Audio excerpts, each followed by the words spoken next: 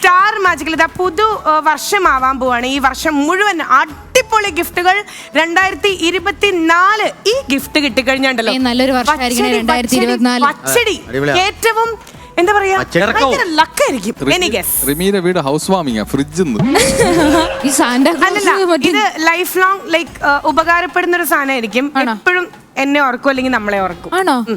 എന്റെ വീട്ടിലുള്ള ആരെങ്കിലും കൊണ്ടുവന്നേക്കുന്നതാണോ സർപ്രൈസ് ആയിട്ടല്ല? പക്ഷെ മമ്മിക്കാണെങ്കിലും റിങ്കുവിനാണെങ്കിലും എല്ലാവർക്കും ഇഷ്ടാവും. കാരണം എന്ന് എണീറ്റ് കഴിഞ്ഞാലും ലൈക്ക് ഇത് കാണുമ്പോ ഭയങ്കര സന്തോഷം തോന്നും, ഭയങ്കര ഒരു ഹാപ്പിനെസ് സ്പ്രെഡ് ചെയ്യാം.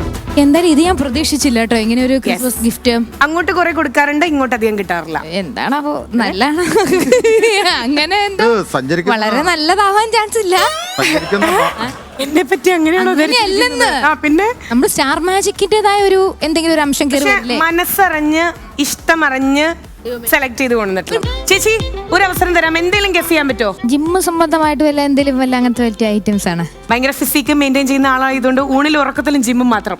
ഓക്കെ, അപ്പൊ ചെറുതായിട്ട് ഇങ്ങനെ റിമി ചേച്ചിക്കുള്ള ഫസ്റ്റ് ക്രിസ്മസ് ഗിഫ്റ്റ് ഇതാ. Merry Christmas to Rimi.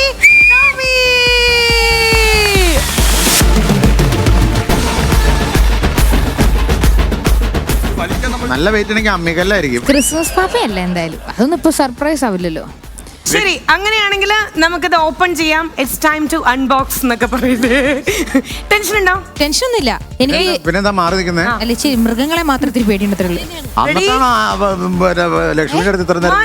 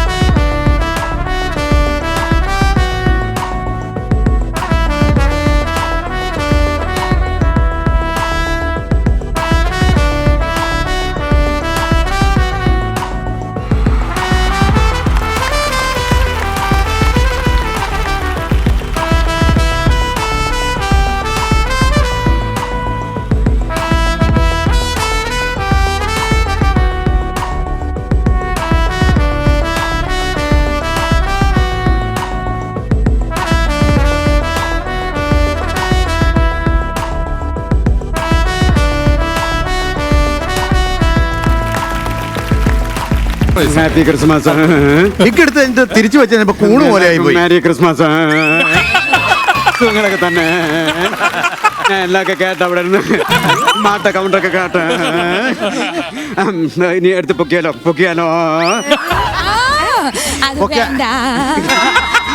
അത് വേണോ?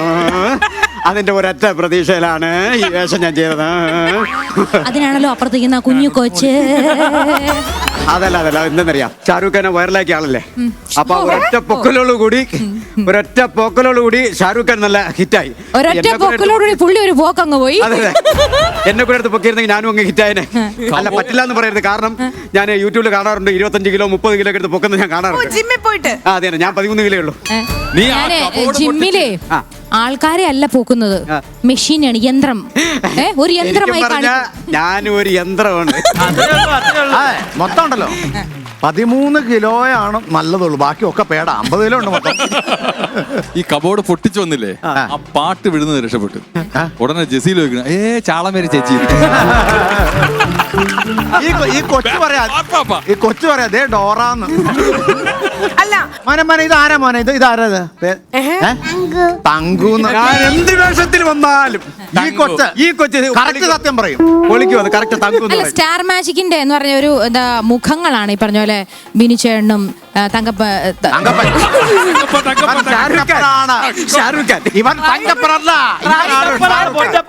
നമ്മൾ ഷോർട്ടായിട്ട് വിളിക്കുന്നല്ലേ?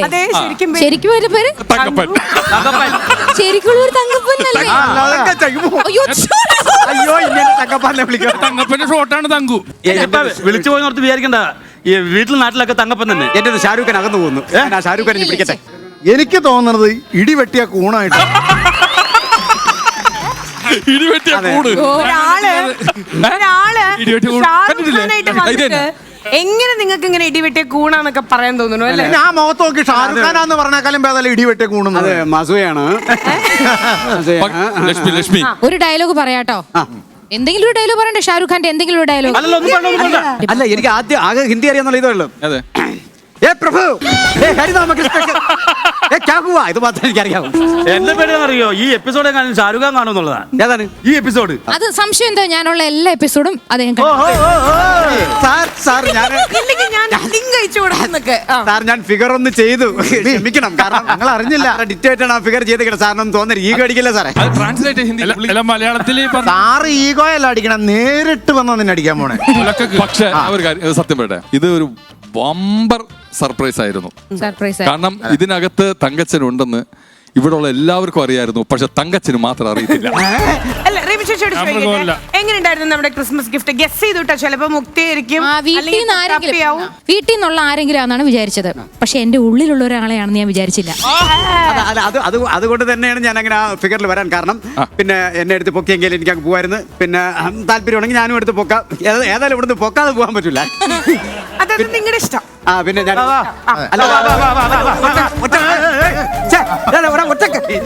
കാര്യം പറഞ്ഞോട്ടെ.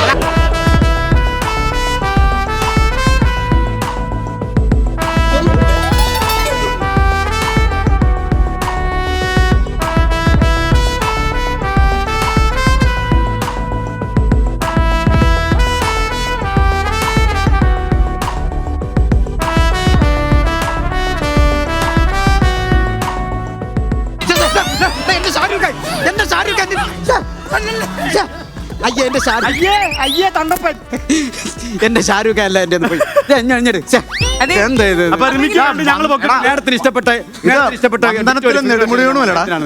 ചെയ്തേക്കുന്നത് വന്ദനത്തിലും നെടുമുടി വേണു.